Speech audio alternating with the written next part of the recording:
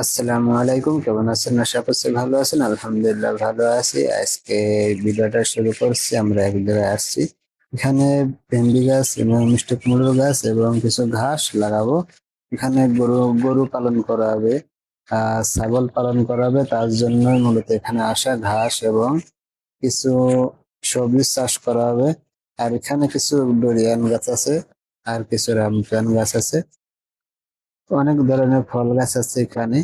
আজকে আমরা দুইজন আসছি। এ ভাই অন্য জায়গায় কাজ করে, আমি অন্য জায়গায় কাজ করি। এ ভাইয়ের সাথে আজকে আসলাম এখানে কিছু ভাইকে একটু হেল্প করার জন্য, আর কিছু গাছ লাগানোর জন্য, আর কিছু। তা আপনারা যারা ভিডিও দেখছেন তারা আমাদের ভিডিওটা একটা লাইক এবং শেয়ার, সাবস্ক্রাইব করে পাশে থাকবেন। আর যারা ফেসবুকে দেখছেন তারা ফলো করে দিবেন। এই যে এখানে পাশে একটা নদী মতো আছে, খাল। এই যে ভাই এসে 1 বছর কাজ করে, সে এখানে গরু ফার্ম দিবে, তার জন্যই এই ঘাসগুলো লাগানো আছে। এখন এই ঘাসগুলো লাগানোর মূলত কারণ যে এখানে কয়দিন, কিছুদিন পরে, 1-2 মাস পরে গাছের যে গাছগুলো অনেক গজাবে, তখন এখান থেকে গাছগুলো কেটে কেটে তারপরে আবার অনেক জায়গায় ঘাস লাগানো যাবে। তার জন্য মূলত এখানে ছোট একটা মান্দা যাই বলুন, এটা করে গাছগুলো লাগানো হচ্ছে, ঘাসের গাছ। এগুলো ঘাস, এই ঘাসগুলো গরু খেলে গরুর পুষ্টি হয়। এখানে কলা গাছ লাগানো হয়েছে, বিভিন্ন গাছ আছে, ডরিয়ান গাছ, রামবুতান গাছ। রামবুতান দেখছিলাম অনেক, কিন্তু ছোট ছোট রামবুতান খাওয়া যাবে না। ইনশাল্লাহ আর একদিন চেষ্টা করবো আসার, যদি খেতে পারে ইনশাল্লাহ দেখাবো, আর না হয়তো নয়। আর এখানে এসে বাগানে সেই বুনো, সেই এখানে এই যে দেখছেন আপনারা, এগুলো এসে করলা গাছ, ছোট ছোট করলা হয় এখানে। আর এই যে সেটা, এই যে সাথে আছে নারকেল গাছ।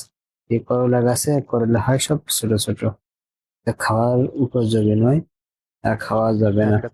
তা আপনারা ভিডিওটা কমপ্লিট করেন, ইনশাল্লাহ আমরা একটু কাজ করব, তারপরে ইনশাল্লাহ কথা হবে। আপনারা ভিডিও দেখতে থাকেন, আর ইনশাল্লাহ সবাই ভিডিওটা লাইক এবং শেয়ার, সাবস্ক্রাইব করে পাশে থাকবেন। এই- আর আমার পিছনে যাকে দেখছেন, এখানে একটা পানির করা আছে।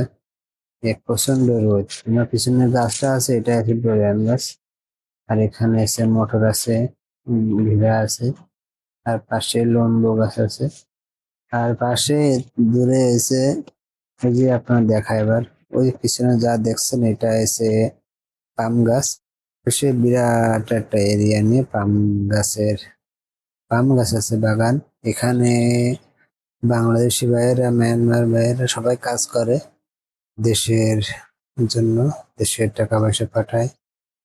প্রচন্ড গরম, তার জন্য ভাই কষ্ট হয়ে যাচ্ছে, আমারও কষ্ট হচ্ছে গরমের ভিতরে। এখনো খাওয়া দাওয়া হয়নি দুপুরে। এখানে কাজ শেষ করে যাব, যাই দোকান থেকে ইনশাল্লাহ দিকে কিছু খাওয়া যায় কিনা।